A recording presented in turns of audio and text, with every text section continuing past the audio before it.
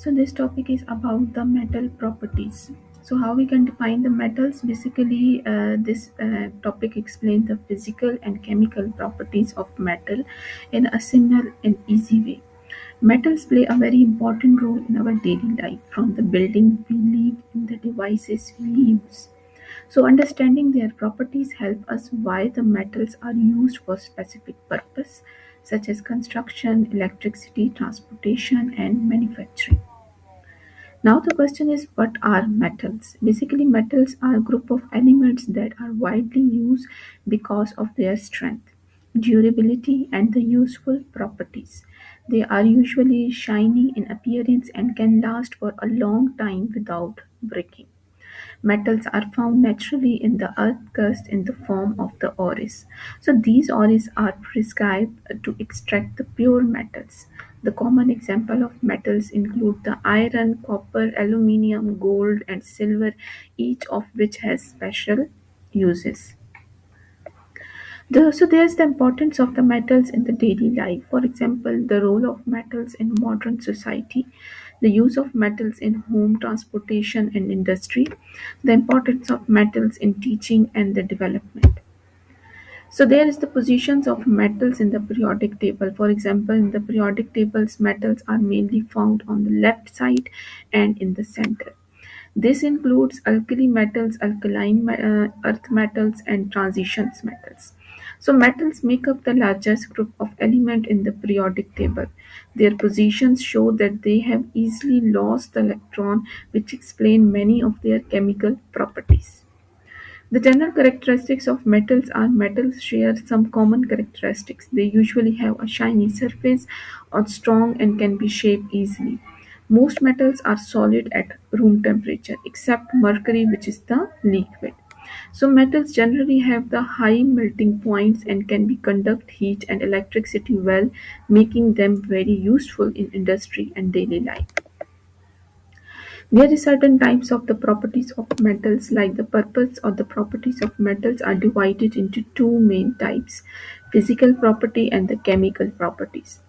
The physical property describe how a metal look and behave without changing its substances. The chemical property explain how the metal react with our substances and how the new materials are formed as a result of these reactions. There are some physical properties of the metals like luster, hardness, strength, malleability, and the ductility. So, how we can define the luster? Basically, luster is the shiny and polished appearance of the metal. Metals reflect the light very well, which give them a bright and attractive look. Because of this property, metals are used to make the jewelry, models, mirrors, and decorative items. So even after polishing, metals maintain their shine for a long time. There is the hardness of the metal. For example, hardness, the ability of a metal to resist scratching, cutting, or wear. Most metals are hard, which make them suitable for making the tools, machinery, and construction material.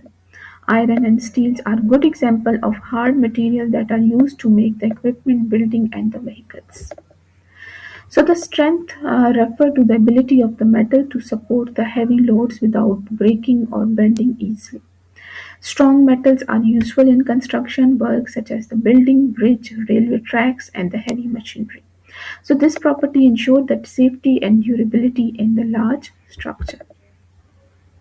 Second concept is malleability. Malleability is the ability of the metal to be hammered or passed into the sheets without breaking. Gold is the most malleable metal and can be beaten into very thin shell.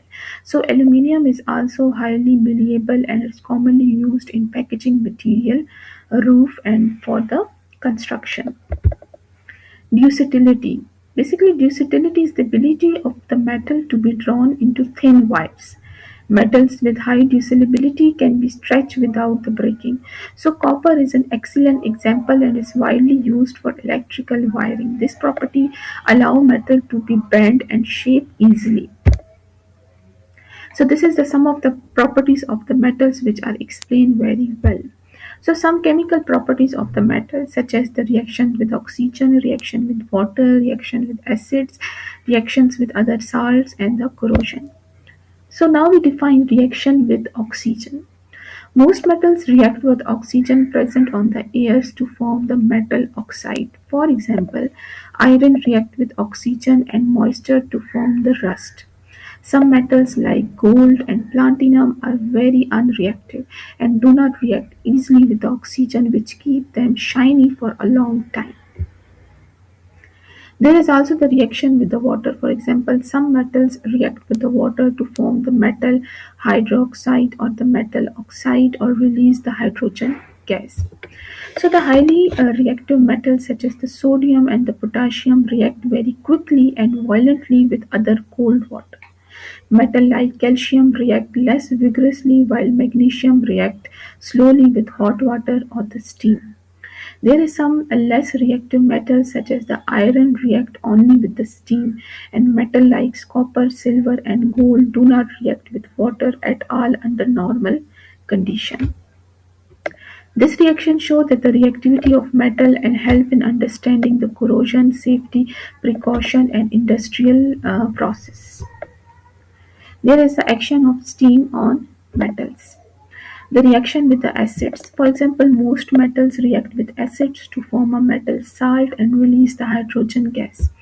For example, zinc react with the hydrochloric acids to form the zinc chloride and a hydrogen gas. Highly reactive metals like the magnesium react quickly with acids, while less reactive metals like iron react slowly. So, very unreactive metals such as the copper, silver, and gold do not react with dilute acids. So, this reaction is important in chemical laboratories, metal extraction, cleaning metals, and industrial application. Now we define the reaction of metals with salts. For example, when a metal is placed in a solution of another metal salt, a chemical reaction may occur depend on the reactivity of the metals involved.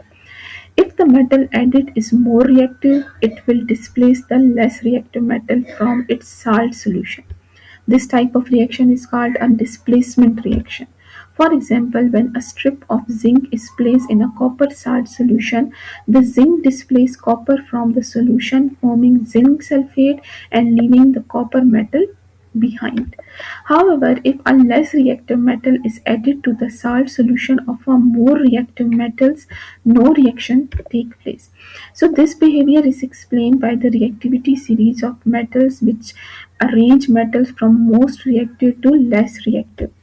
Whereas the reactions with other salt are very important in metal extraction, purification process, corrosion prevention and the chemical industries as they help further react with the other metals. Now we define the corrosion. Corrosion is slow chemical breakdown due to reaction with air, water, and the chemicals. For example, rusting of iron, tramicing of silver, green patina, or the copper is the example of the corrosion.